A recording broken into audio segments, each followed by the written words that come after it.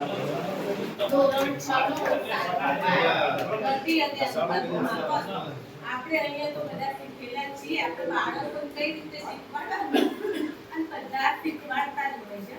બધામાં કંઈક ને કંઈક નવું પડેલું જ હોય. દરેક તાલીમમાં આવીએ એટલે કંઈક એક લીટીએ નવી શીખીને તો જઈએ. લાગે એમ કે કંઈક કામની નહીં પણ કંઈક ને કંઈક નવું શીખીને તો જઈએ. ગતિ અને અંતરનું માપન એમાં આપણો પાઠ ચાલુ જ હોય. અને એમાં એક મુદ્દો આવે ગતિના પ્રકાર.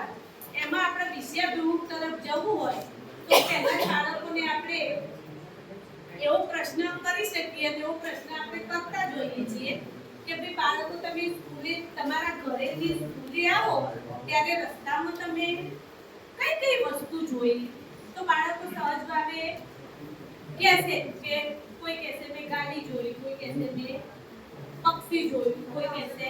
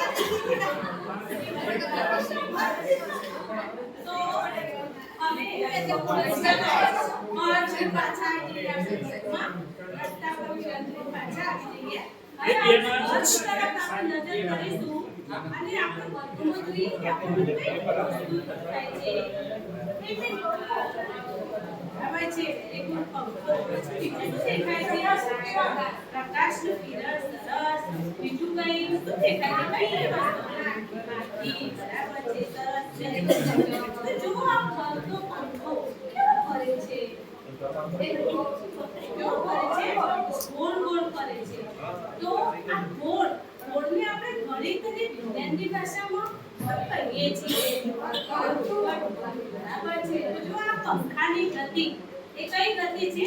વર્તુળાકાર. કઈ ગતિ છે? વર્તુળાકાર. હવે આપણે એની વ્યાખ્યા સ્વરૂપે કહેવું હોય તો શું કહી શકીએ? જો પંખો અહીંયા લટકાવેલો છે તો એક નિશ્ચિત બિંદુ છે અને નિશ્ચિત બિંદુથી સમાન અંતરે એ ગોળાકાર ગતિ કરે છે તો એ છે વર્તુળાકાર ગતિ. એટલે વ્યાખ્યા સ્વરૂપે આપણે એને એ રીતે કહી શકીએ. જો અહીંયા સરસ મજાનો સુંદર ચાર્ટ બનાવેલો છે વર્તુળાકાર ગતિ, જેના માટે પંખાનું ઉદાહરણ. હવે ચલો તમે કહી શકશો કે આવા બીજા વર્તુળાકાર ગતિના ઉદાહરણો તમે કયા જોયા છે? બોલો. કચેરી પડે બળ જોઈ પડે. હા બરાબર છે, સરસ, વેરી ગુડ. બળદ જે ગોળ ગોળ ફરે છે તે બોલો બેટા એટલે આમાં એટલે ચક્કરમાં બેઠી હતી ને એ ગોળ ગોળ ફરતી. હા બરાબર છે, તો એ ચક્કરની ગતિ પણ વર્તુળાકાર ગતિ છે. બોલો તમે ખાલી બતાઈએ. Very good. ચલો એક્ટિવિટી કરીને બતાવો કે વર્તુળાકાર ગતિ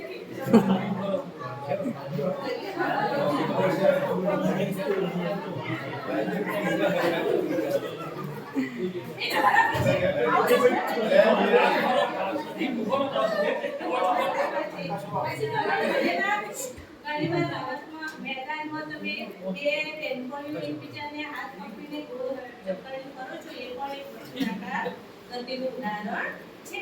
પછી બીજો આપણો ગતિનો પ્રકાર છે સુરેખ ગતિ. તો સુરેખ ગતિ એટલે જો કોઈ પદાર્થ સીધી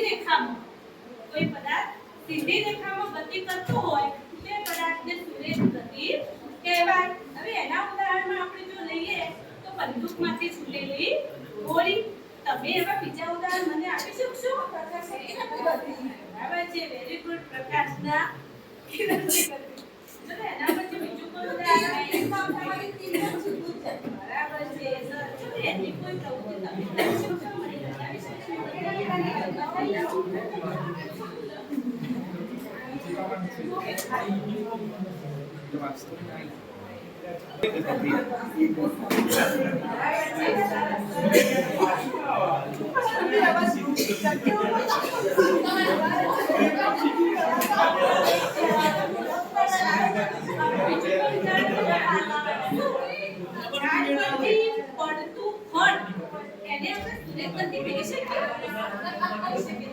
બીજું તો ઉદાહરણ 6 પડે. બરાબર છે. પછી આપણે દડો ઉપરથી દડો ફેંકીએ તો એ પણ સુરેખ ગતિ કહી શકાય ને. વૃક્ષ પરથી કોણ બરાબર છે. હવે એના પછી છે વક્ર ગતિ. વક્ર ગતિ કોને કહેવાય? તો જો કોઈ પદાર્થ ચોક્કસ પથ પર ચાલવાને બદલે અસ્તવ્યસ્ત ગતિ કરે તો એ ગતિને વક્ર ગતિ કહે છે. એના ઉદાહરણમાં આપણે સમજવું હોય તો પતંગિયાની ગતિ, રમતા બાળકની ગતિ, બરાબર છે, બજારમાં મળતા લોકોની ગતિ. એ ગતિનું ઉદાહરણ તમે કરીને બતાવી શકશો? હા, મચ્છરની ગતિ, વીજળીની ગતિ.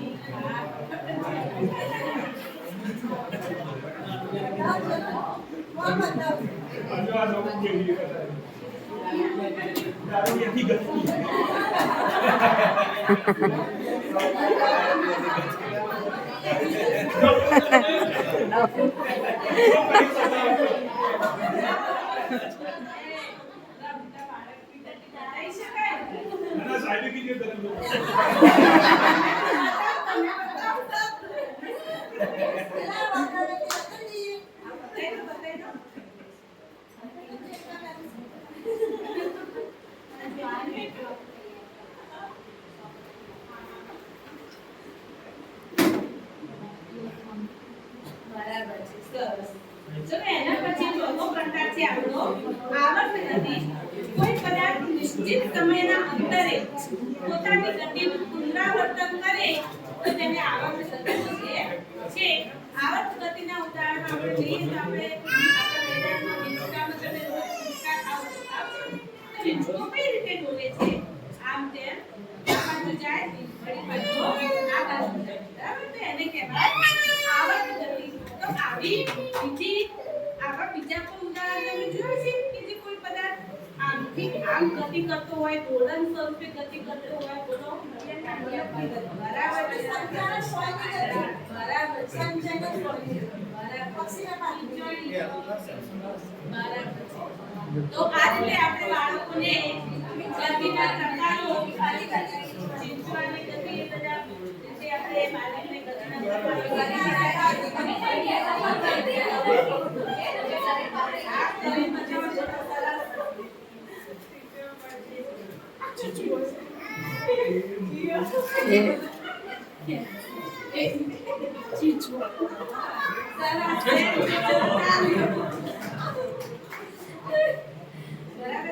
હવે આમાં મૂલ્યાંકન કરવું પણ એટલું સરળ છે જેટલો રસપ્રદ પાઠ આપણે બાળકો સાથે જ એક્ટિવિટી કરાવી શકીએ તો બાળકોને પણ મજા આવે.